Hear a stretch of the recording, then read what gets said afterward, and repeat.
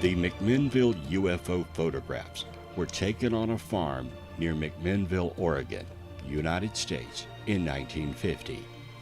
The photos were reprinted in Life magazine and in newspapers across the nation, and are often considered to be among the most famous ever taken of a UFO.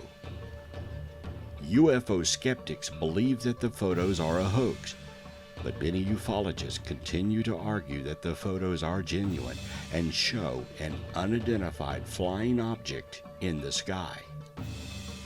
In 1975, the negatives were found in the files of the News Register by Bruce Maccabee, an optical physicist for the U.S. Navy and a ufologist. After completing his own study of the photos, Maccabee assured that the original negatives were finally returned to the Trents. Maccabee analyzed the photos and concluded that the photographs were not hoaxed and showed a real physical object in the sky above the Trent farm. Much of his analysis is based on densiometric measurements, similar to the photometric analysis done by Hartman. Maccabee argued that the brightness of the object's underside suggested it was at some distance from the camera, not a smaller object close to it.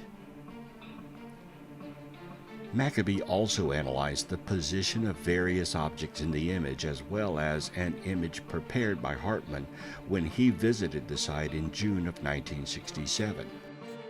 Based on this, Maccabee argued that the line of sight of the two images intersected some distance behind the power lines seen in the photos, provided further evidence in his opinion that it was not a small model suspended from the lines. Maccabee stated that his analysis of the object did not find any evidence of a thread or string suspending it from the power lines. The McMinnville UFO photographs remained among the best publicized in UFO history. Skeptics continue to explain the two photographs as being hoaxes and/or fakes. Ufologists continue to argue that the Trent photos are credible evidence that UFOs are real, a physical phenomenon. Evelyn Trent died in 1997, and Paul Trent in 1998. Both insisted until the end of their lives that the sighting and the photos were genuine. The interest surrounding the Trent UFO photos led to an annual UFO festival being established in McMinnville. It's now the largest such gathering in the Pacific Northwest and is the second largest UFO festival in the nation after the one held in Roswell, New Mexico.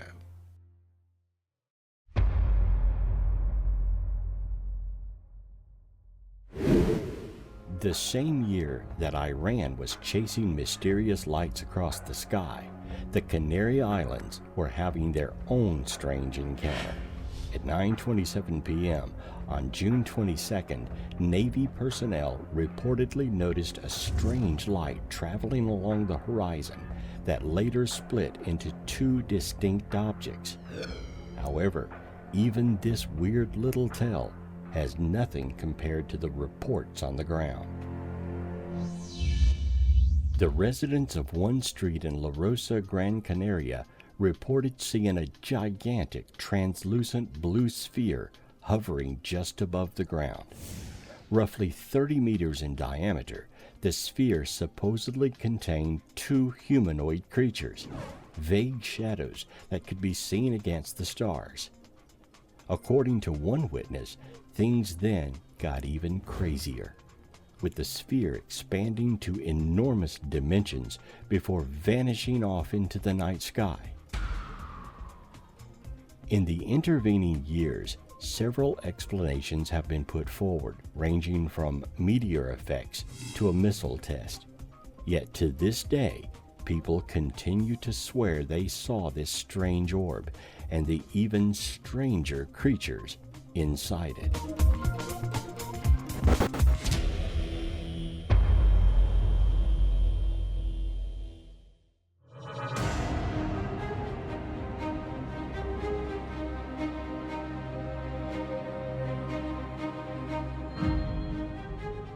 The Lubbock Lights were an unusual formation of lights seen over the city of Lubbock, Texas in August and September 1951. The Lubbock Lights incident received national publicity in the United States as a genuine UFO sighting. The Lubbock Lights were investigated by the U.S. Air Force in 1951. The Air Force initially believed the lights were caused by a type of bird called a plover, eventually concluded that the lights weren't birds, but they weren't spaceships. The Lubbock Lights have been positively identified as a very commonplace and easily explainable natural phenomenon. However, to maintain the anonymity of the scientists who had provided the explanation, the Air Force refrained from providing any details regarding their explanation for the lights. The first publicized sighting of the lights occurred on August 25, 1951, at around 9 p.m. Three professors from Texas Technological College, now Texas Tech University, located in Lubbock, were sitting in the backyard of one of the professors' homes when they observed the lights fly overhead. A total of 20 to 30 lights, as bright as stars but larger in size, flew over the yard in a matter of seconds. The professors immediately ruled out meteors as a possible cause of the sightings, and as they discussed their sightings, a second, similar group of lights flew overhead. The three professors, Dr. A.G. Oberg, chemical engineer, Dr. W.L. Ducker, a department head and petroleum engineer, and Dr. W.I. Robinson, a geologist, reported their sightings to the local newspaper, the Lubbock Avalanche Journal. Following the newspaper's article, three women in Lubbock reported that they had observed particular flashing lights in the sky on the same night of the professor's sightings. Dr. Carl Heminger, a professor of German at Texas Tech, also reported seeing the objects, as did the head of the college's journalism department. The three professors became determined to view the objects again and perhaps discover their identity. On September 5, 1951, all three men, along with two other professors from Texas Tech, were sitting in Dr. Robertson's front yard when the lights flew overhead. According to Dr. Grayson Mead, the lights appeared to be about the size of a dinner plate, and they were greenish blue, slightly fluorescent in color. They were smaller than the full moon at the horizon. There were about a dozen to 15 of these lights. They were obviously circular. It gave all of us an extreme eerie feeling. Mead claimed that the lights could not have been birds, but he also stated that they went over so fast that we wished we could have had a better look. The professors observed one formation of lights flying above a thin cloud of about 2,000 feet. This allowed them to calculate that the lights were traveling at over 600 miles per hour. The photo was taken well before drones existed and remains one of the most mysterious and top UFO encounters of all time.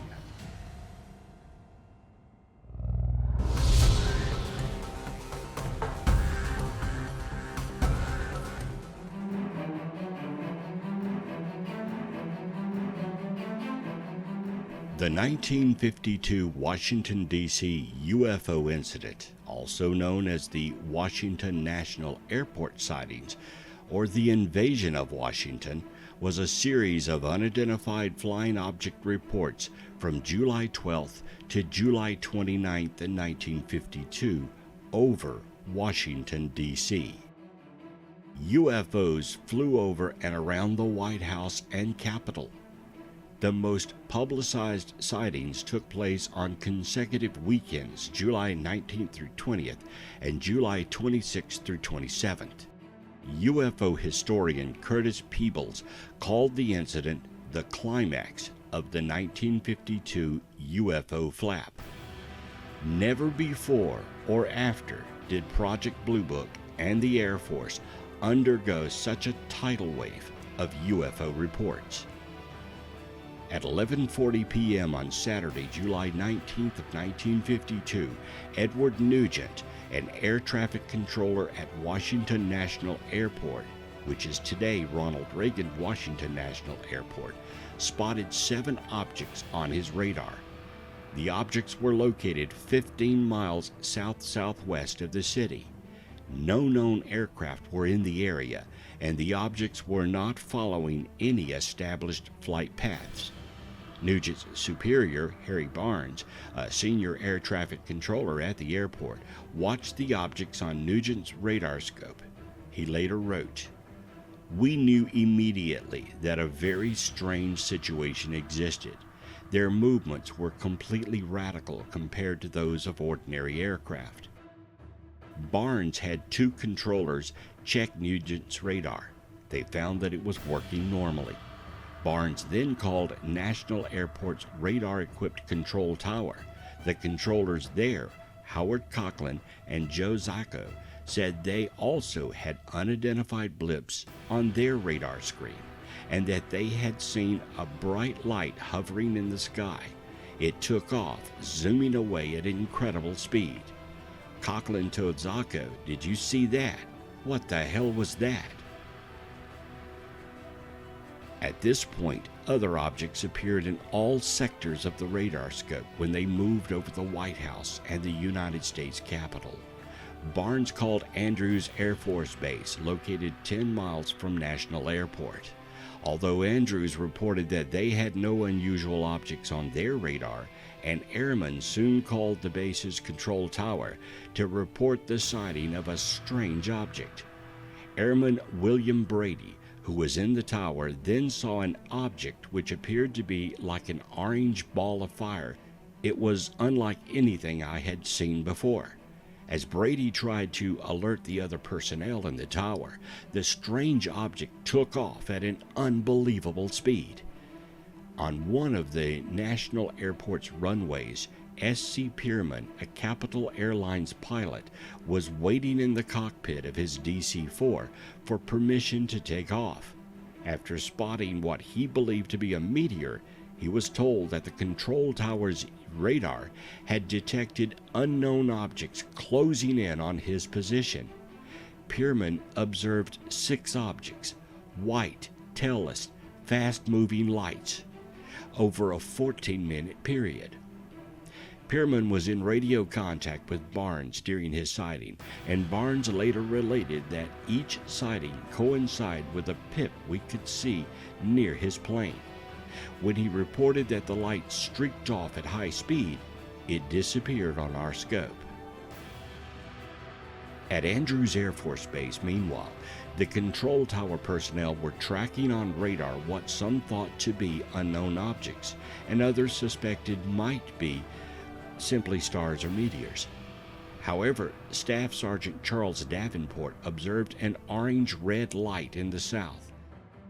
The light would appear to stand still, then make an abrupt change in direction and altitude, and this happened several times. At one point, both radar centers at National Airport and the radar at Andrews Air Force Base were tracking an object hovering over a radio beacon. The object vanished in all 3 radar centers at the same time. At 3 a.m., shortly before 2 United States Air Force F-94 Starfire jet fighters from Newcastle Air Force Base in Delaware arrived over Washington, all of the objects vanished from the radar at National Airport. However, when the jets ran low on fuel and left, the objects returned, which convinced Barnes that the UFOs were monitoring radio traffic and behaving accordingly. The objects were last detected by radar at 5:30 a.m. UFOs flying over our nation's capital is, of course, very disturbing and makes this sighting one of the top UFO encounters of all time.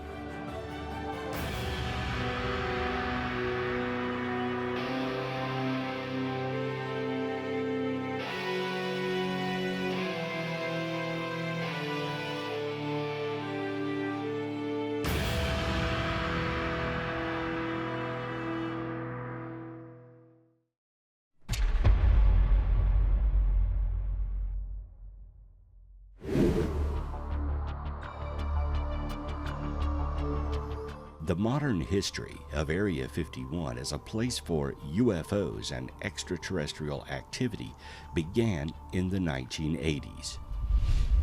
Bob Lazar claimed in 1989 that he had worked at Area 51's Sector 4, said to be located underground inside the Papoose Range near Papoose Lake. He claimed that he was contracted to work with alien spacecraft that the government had in its possession. Similarly, in 1996, a documentary, Dreamland, directed by Bruce Burgess, included an interview with a 71-year-old mechanical engineer who claimed to be a former employee of Area 51 during the 50s. His claims include that he had worked on a flying disc simulator, which had been based on a disc originating from a crashed extraterrestrial craft and was used to train pilots. He also claimed to have worked with an extraterrestrial being named J-Rod and described as a telepathic translator.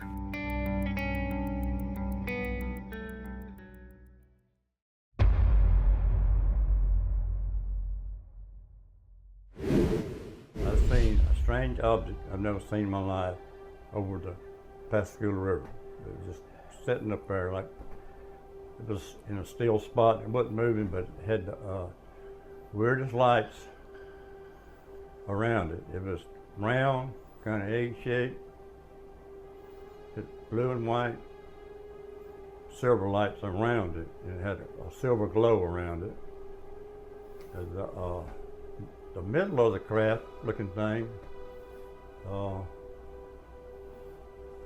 was, to me, looked like it was clear plastic. It had a piece of plastic somewhere, like clear plastic, like you could see through it, even though it was nighttime. Mm-hmm. But I seen that, and I kept saying to myself, Jesus Christ, what is that? So, I witnessed probably 5 or 10 minutes while the mechanic was setting his tools up, and it was, it had his lights and things, floodlights, because he was going to be under the crane, around the crane, and really up in the crane. I was just as stooly. You know, you just don't see something like that every day, but I said, you know, can't be a helicopter, can't be a jet or nothing. It's got to be a UFO, but I've never seen nothing like that. It was. Describe exactly what it looked like. Have you ever seen a welder at nighttime, welding art at night? They're welding steel at night from a distance. It puts out like blue, white rays, you know, silver rays. And that was a little bit like that because it had a lot of rays glowing around it. But never seen nothing like that in the sky before. And it wasn't even moving, it was just sitting up there. From your vantage point, could you see Charlie and Calvin over there, under it or around it? No. Calvin and Charlie was the other side. That would be the west bank, well, on the east bank. And they would be like diagonally across. There was a bridge there, and they had to go over the bridge to get to where they were going fishing. They wasn't that far away, but they were diagonally across, like, I don't know. Well, I witnessed the UFO that picked them up, you know. But I told the crane operator what I'd seen. He just kind of laughed it off. So, no, yeah, right. Back in them days, 1973, most of us locals, man, we didn't believe in UFOs, a Loch Ness monster, or a Bigfoot, nothing like that. So he laughed it off, and the next day I worked my day job at the shipyard. It had already got out on the news somehow or another, or the local people spreading it around. And I told them I'd seen something, and yeah, right. He put on our leg. Come on, Louis. So I said, well, maybe I'll just stay out of it. You know, a lot of people thinking he was hallucinating because maybe he'd hit the bottle a little bit too much or something. And but no, I actually thought of that, but I just kept my mouth shut, stayed out of it. And I told my family, my friends, my deer hunter buddies and all that. Yeah. So it wasn't a secret that you kept to yourself. People you knew you had seen Oh, it. yeah, my whole It just family was wasn't in free. the newspapers. But I know Charlie. Charlie on the job was a good hard worker. But I don't think he would tell a lie like that. I think it really happened.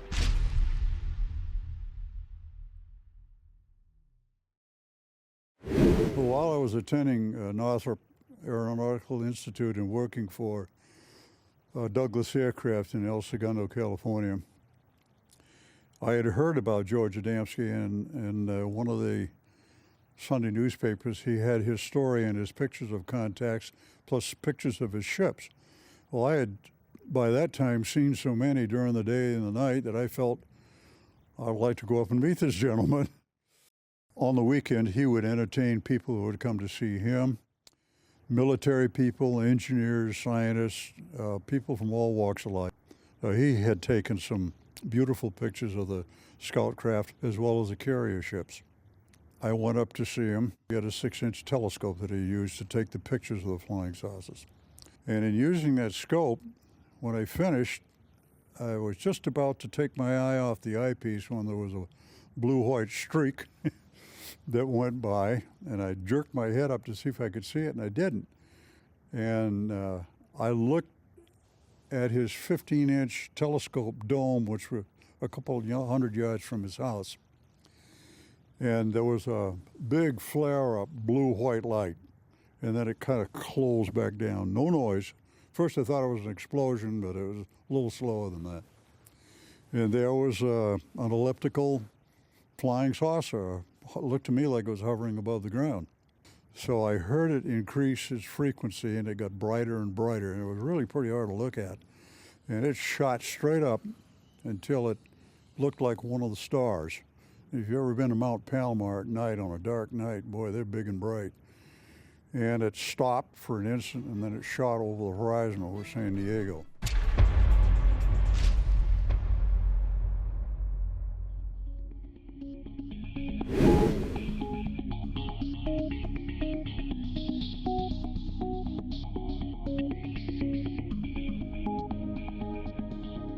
During the Second World War, they were called Foo Fighters, and in 1946, as they flew over Scandinavia, they were known as ghost rockets.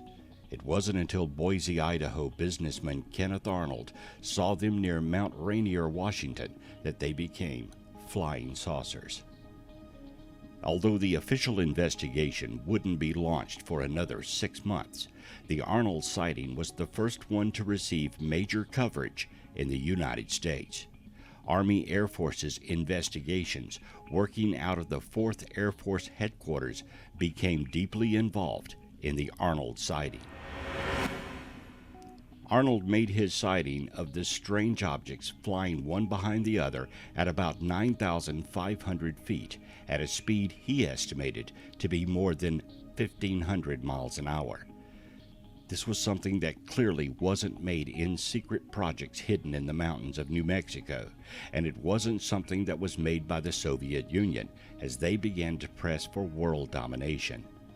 This was something strange that had no ready explanation other than it was strange and almost impossible to believe. When Arnold landed later in the afternoon on June 24th in Yakima, Washington, he told the assembled reporters what he had seen. In the course of describing the objects, he said they moved with a motion like that of saucers skipping across the water. The shape, however, according to drawings that Arnold completed for the Army, showed objects that were heel-shaped with a blunt nose. In later drawings, Arnold elaborated, showing objects that were crescent-shaped with a scalloped trailing edge and even a clear canopy over the cockpit. Later, Arnold would provide the military with a written description of the events in a document that was originally classified, but that has long since been released. Arnold wrote, "On June 24th, I had finished my work, and about 2 o'clock I took off for Chehalis, Washington Airport with the intention of going to Yakima, Washington. I flew directly toward Mount Rainier after reaching an altitude of about 9,500 feet, which is the approximate elevation of the high plateau from which Mount Rainier rises. There was a DC-4 to the left and to the rear of me, approximately 15 miles distance, and I should judge a 14,000-foot elevation. I hadn't flown more than 2 or 3 minutes on my course when a bright flash reflected on my airplane. It startled me, as I thought I was too close to some other aircraft. I looked every place in the sky and couldn't find where the reflection had come from until I looked to the left and the north of Mount Rainier, where I observed a chain of 9 peculiar-looking aircraft flying from north to the south at approximately 9,500-foot elevation and going, seemingly, in a definite direction of about 170 degrees. The objects, were approaching Mount Rainier very rapidly, and I merely assumed they were jet planes. Anyhow, I discovered that this was where the reflection had come from, as 2 or 3 of them every few seconds would dip or change their course slightly, just enough for the sun to strike them at an angle that reflected brightly on my plane. I thought it was very peculiar that I couldn't their tails, but assumed they were some type of jet plane. I was determined to clock their speed, as I had 2 definite points I could clock them by. I watched these objects with great interest, as I had never before observed airplanes flying so close to the mountaintops. I would estimate their elevation could have varied 1,000 feet one way or another, up or down. They flew like many times I have observed geese to fly in a rather diagonal chain-like line, as if they were linked together. Their speed at the time did not impress me particularly, because I knew that our Army and Air Forces had planes that went very fast. A number of newsmen and experts suggested that I might have been seeing reflections, or even a mirage. This I know to be absolutely false, as I observed these objects not only through the glass of my airplane, but turned my airplane sideways where I could open my window and observe them with a completely unobstructed view. When these objects were flying approximately straight and level, there were just a black, thin line, and when they flipped was the only time I could get a judgment as to their size.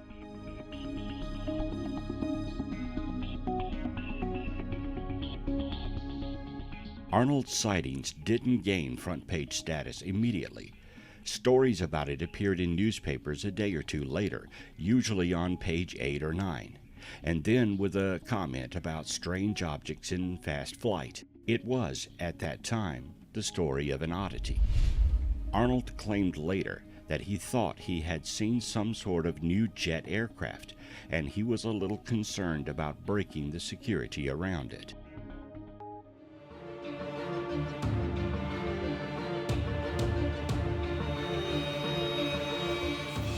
The government had 3 official projects to investigate UFOs, and in 1969 they closed Project Blue Book and claimed they did not investigate UFOs any longer. This was not true. The Advanced Aerospace Threat Identification Program, or ATIP, was a secret investigative effort funded by the United States government to study unidentified flying objects or unexplained aerial phenomena. The program was first made public on December 16th of 2017. The program began in 2007 with funding of $22 million over the 5 years until the available appropriations were ended in 2012.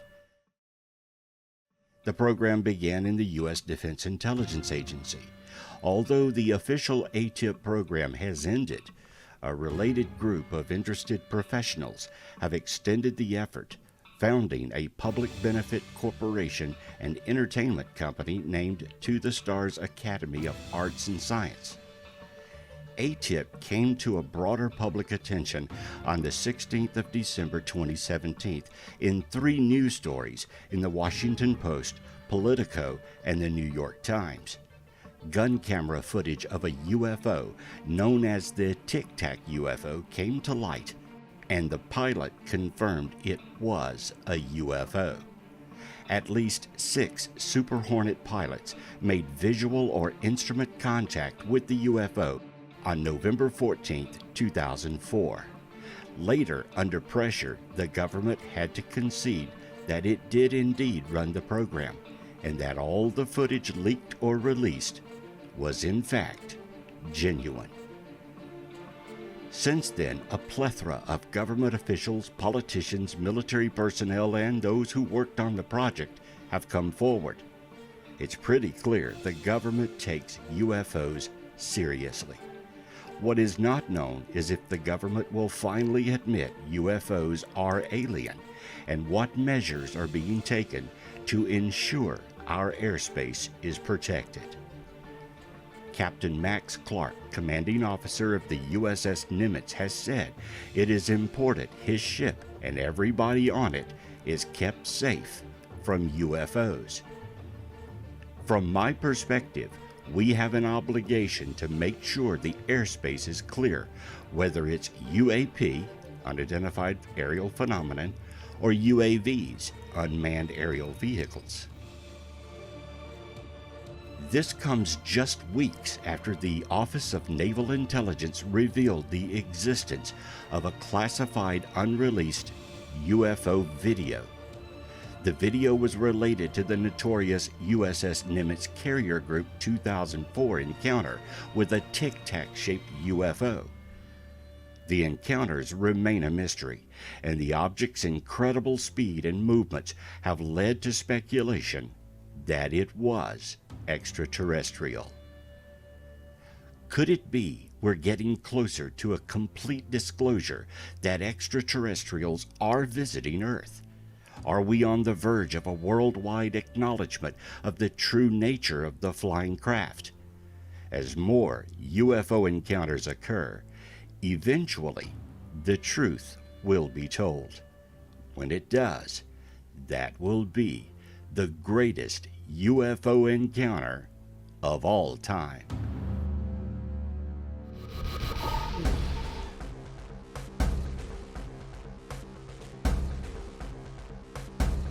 So far into the future, technology is so advanced, infinitely ahead of what we can imagine, that they don't even look human now. But they are. We haven't been able to like fully test and see if they are, but they are what I believe people. And they have found relics, at least in their time, of what they used to be, which is us. And the farther and farther they've gone, they've found a way to come back, and they are just studying what they used to be, the ancient structures, the ancient people, the ancient biology, which would be the reason why they look at animals, they look at people, they look at the plants, they look at the structures and everything, because they're coming back to see what they used to be. And we have no way of knowing how far or when, or even if it is the same people in a different planet, but I'm firmly believing it's us.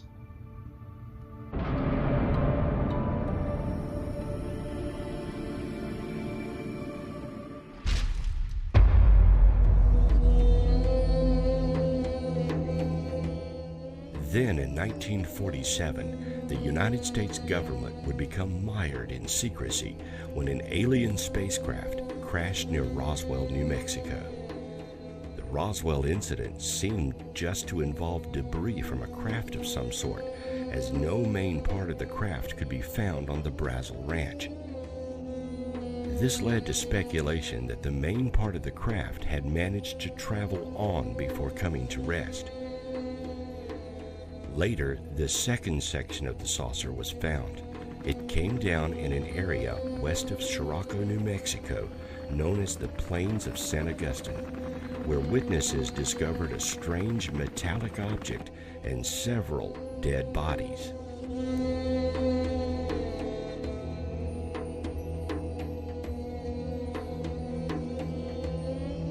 The bodies and wreckage were sent to Wright-Patterson Air Force Base for study. Many speculate it remains there to this day.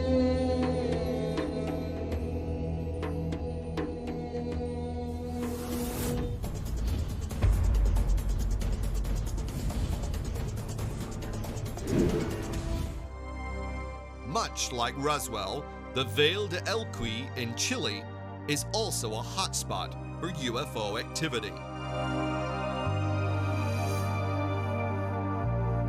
In 1998, residents of a nearby village witnessed a UFO hovering over a local hill. It shocked the entire population of 2,500. They saw a shiny metal object 15 meters across. It hovered, motionless, as the whole town came out to witness it. It remained there for 3 full days.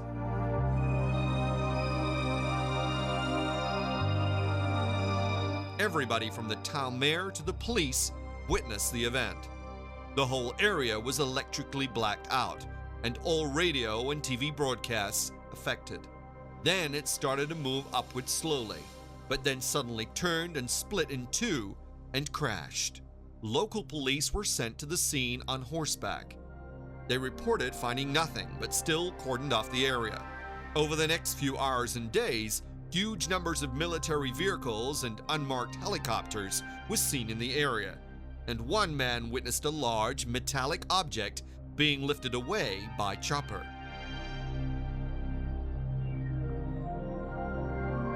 Most witnesses are convinced that whatever crashed in that remote hillside, it was big and the main segment carried away on a huge truck. The military have never given an explanation.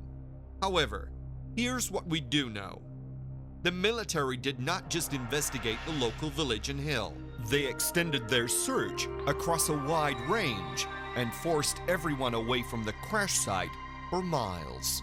All the local hotels reported a sudden surge in bookings from U.S. citizens claiming to be tourists. These were most certainly CIA and other security services.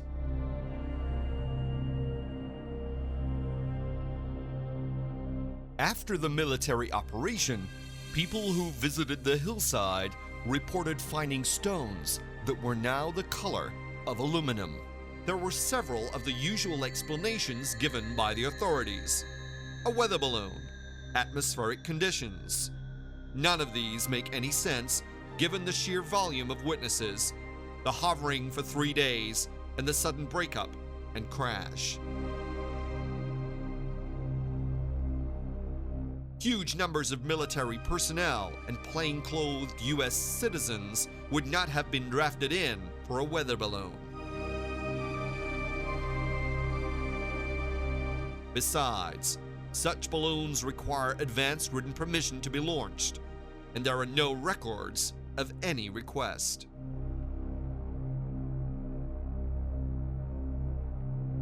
What is very interesting is the fact that 4 months prior to this event, another object had crashed just over 10 miles away at Cerro Tololo. Witnesses stated there was a deafening noise, a bright flash, and many homes had their windows smashed. So bright was the flash that it appeared to be daytime and was witnessed over 150 miles away. Suddenly, storms appeared, and there was general panic among the population. One local taxi driver said that he was often chased by strange flying lights, but on that particular night, both he and his passengers were scared out of their wits. The lights he often saw came out of nowhere, from behind hills and round bends. He said they seemed to be acting intelligently, not some kind of natural swamp gas. Again, the military arrived, and witnesses reported seeing huge trucks carrying things away.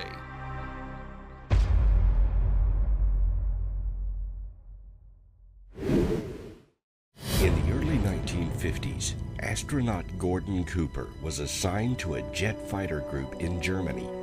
While stationed there, he remembers very vividly the weak and entire formation of circular objects passed over the airbase on an almost daily routine. But that's not all.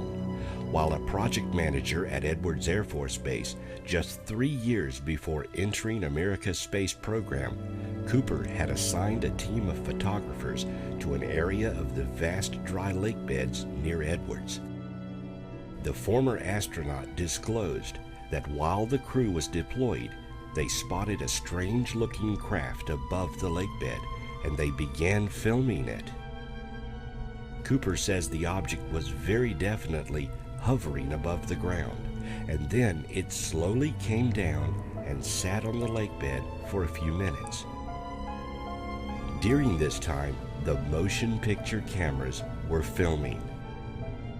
There were varied estimates by the cameraman on what the actual size of the object was, but they all agreed that it was at least the size of a vehicle that would carry normal-sized people in it.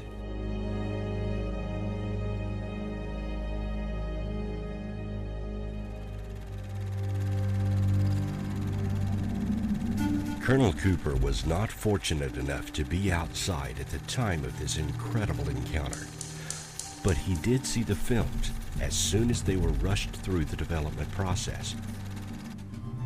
It was a typical circular-shaped UFO, he recalls.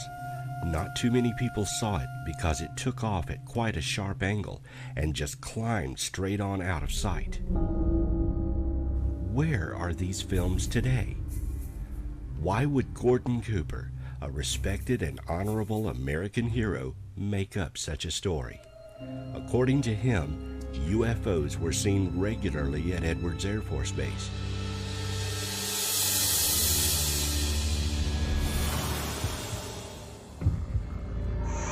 Whatever happened that night, I don't know. I wasn't there. But it was something that terrified my father till the day he died. There's many times he'd be telling me the story and just get cracked up and just turn white sheet and just quit and not say nothing else about it. He just wouldn't talk about it at all. This story happened in Christian County, Kentucky, on a little farm outside of Kelly, just 8 miles north of the city of Hopkinsville. Hopkinsville in Christian County in the mid-1950s was principally a Protestant community of blue-collar and professional workers, a community not real stoutly committed to change in those days. Keep in mind also that this event occurred in the midst of August, when it was hot as the hinges of Hades. And so people tended not to get terribly excited about things. When it was hot weather, they would get even hotter. There was a police officer at nearby Shady Oaks restaurant, maybe 3 miles from Kelly. And this police officer indicated that sometime just prior to the reported landing of the spacecraft at Kelly, that he saw a series, maybe 3 meteors streaking northeastwardly across the sky in the general directional pattern of Kelly. It was a Sunday night, August 21st, 1955. At about 7:30 p.m., Billy Taylor went out to the outdoor privy, and while out there, observed a spaceship hovering 40 or 50 feet above the ground, and observed it land in about a 40-foot ravine or gully behind the house. Of course, concerned about it, he came on back into the house and told the members of the Sutton family whom he was visiting about this event, and Billy's reputation was noted for being creative, to put it in a nice way, and so the family paid little attention. About 20 minutes later, Lucky looked out the window, and what he saw would haunt him for the rest of his life. Coming up towards the house from the gully were several creatures unlike anything he had ever seen before. When members of the Sutton family first saw the creatures approaching the house, they described them as little human-like figures, 3 to 4 feet tall, with pointed ears. But the most prominent feature of their entire makeup was the large, round eyes that appeared not to blink. A few minutes later, one of the alien creatures came right up to the window and looked in. Lucky Sutton grabbed his shotgun and fired through the window. The face disappeared. Lucky and Billy Ray, now armed as well, decided to go outside to find out what happened to the creature they'd shot. As Taylor stepped out onto the porch, a huge hand reached down from the overhang, grabbed him by the hair, and tried to pull him up. Taylor managed to get free, and both he and Lucky retreated into the house and loaded their guns with ammunition. Now the two men started firing at these little beings as if they were in the fight of their lives. But what happened when they fired was even more terrifying.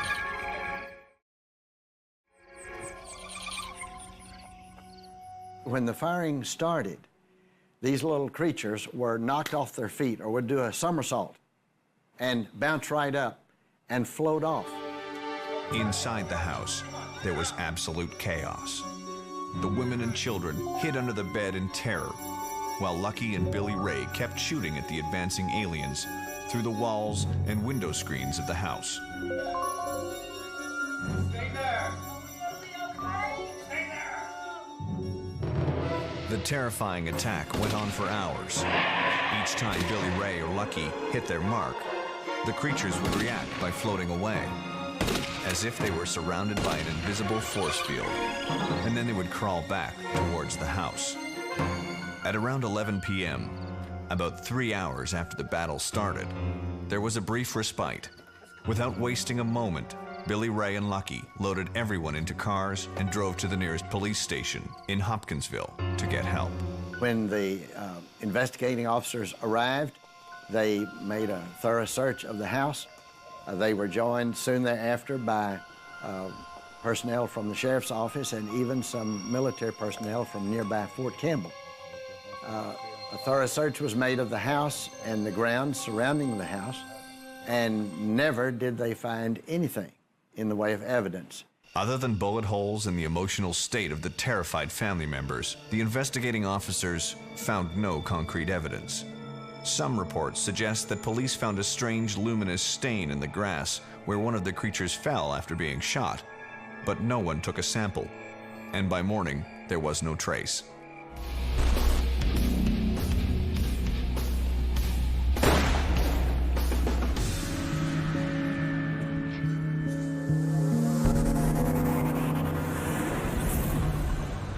In 1939, Cordell Hull, Secretary of State for President Franklin Delano Roosevelt, decided to show his cousin a little surprise. Hull brought his cousin, the Reverend Turner Hamilton Holt, into a sub-basement of the U.S. Capitol building to show him something that would shake him to his soul.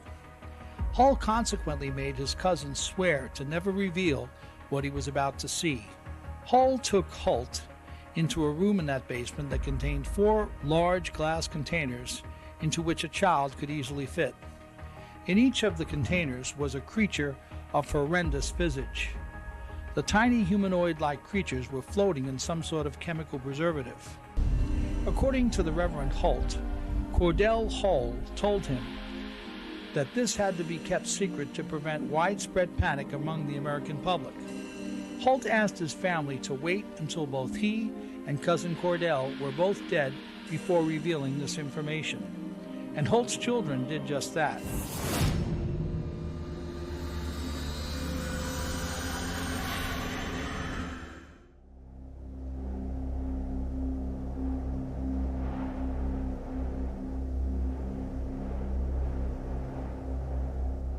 Somewhere deep in the Mojave Desert, a secret hidden base exists inside a mountain where extraterrestrials have resided for several decades.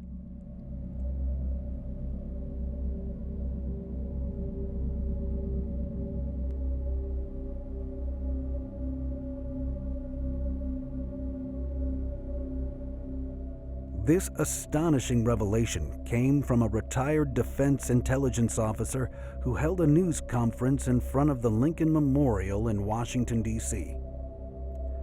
She described a meeting with 2 unnamed individuals who guided her through the mountain's tunnels to an alien base, where she encountered 2 aliens of different races.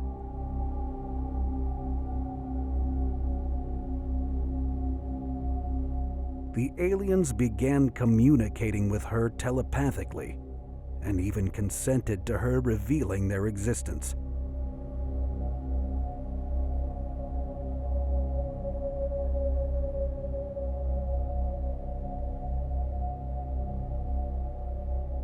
Her Her assessment of the alien beings was that they present no danger and are peaceful creatures. She stated, "We have an ongoing communication, and I look forward to all of you developing one." Her goal is to orchestrate a meeting between the alien higher beings and a team comprised of unbiased scientists, journalists, a noted documentarian, and even an astronaut inside the mountain base. These first-hand witnesses will then be free to provide their data to the public and media for further scrutiny.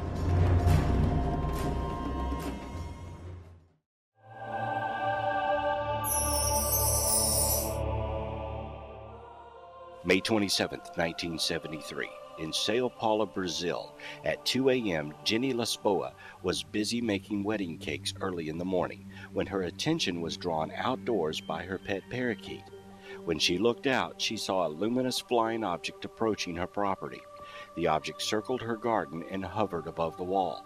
She could see 3 identical-looking figures of small stature from the waist up through the transparent upper portion. Each one was directing a beam of light down as if searching for something. Then their beam struck the witness, paralyzing her. She called her neighbor, but the object departed. When her neighbor arrived, she found Miss Lisboa's face was swollen and her eyes bloodshot. Her body was painful, particularly in the joints and especially in the knees. Her eyesight worsened after the experience to the point where she was forced to wear corrective lenses for the first time in her life. Also, her previous medical condition of hypertension seemed to have been improved to the degree where she was able to drop all previous anti-hypertensive medication.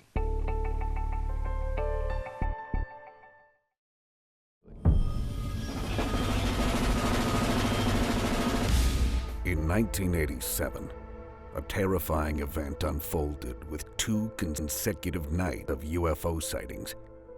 Green and white balls of light that formed into all types of shapes hovered directly above the Flushing Meadow Zoo, causing the animals to become greatly disturbed.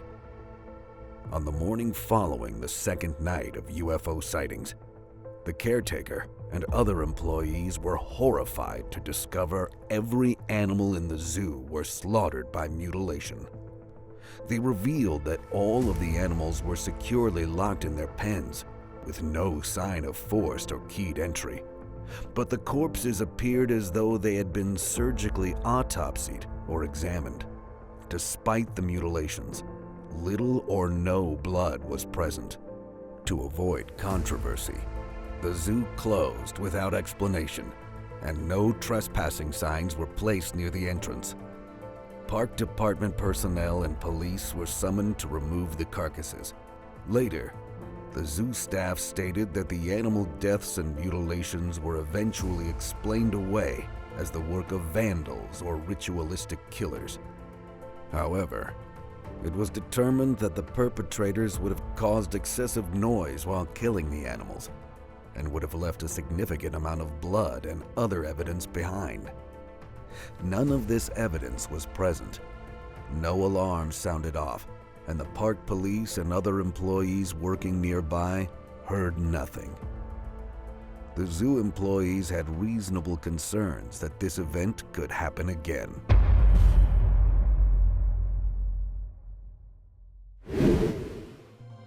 In August 1962, for example, there was an incident that made even the Boas case look tame. Unfortunately, on this occasion, the victim did not survive to tell the tale.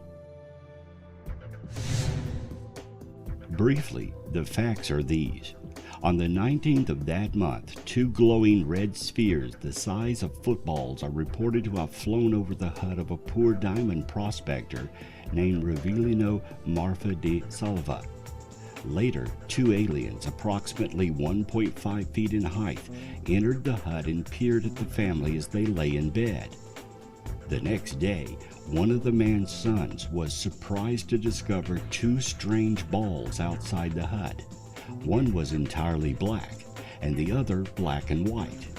When the father came out to look at them, they apparently rose up at him and enveloped him in a cloud of yellow smoke.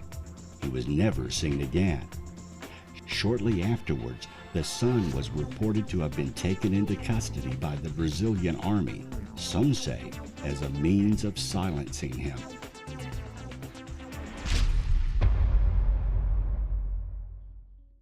Phil Snyder, a former government geologist and engineer with over 17 years of experience in black projects, is one of the most important whistleblowers in modern history. He is a geologist, structural engineer, and metallurgist that's worked on building deep underground military bases. He spent more than 17 years with U.S. government black projects, carrying a level 3 security clearance at secret bases such as Area 51, S4, and Los Alamos.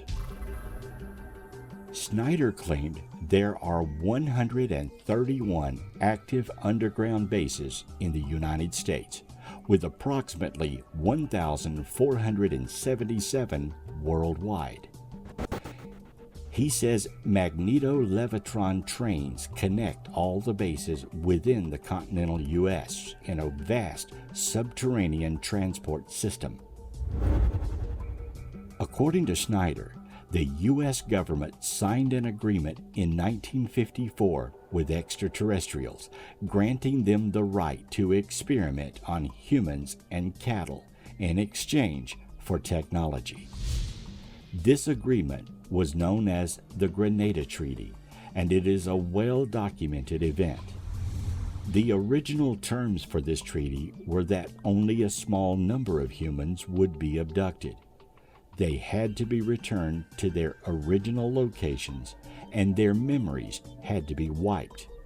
The aliens were supposed to submit a list of the individuals they were taking to Majestic 12, a government overseeing committee. However, after a few years of this, it became clear that the aliens were taking far more humans than they had originally bargained for, which spawned the origins of the alien-human conflict that persists to this day.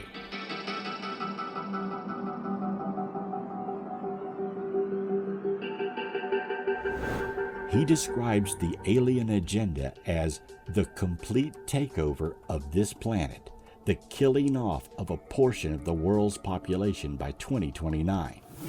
An alien takeover would mean the implementation of a one-world government, which is the direct opposite of constitutional law, and would be the end of freedom as we know it.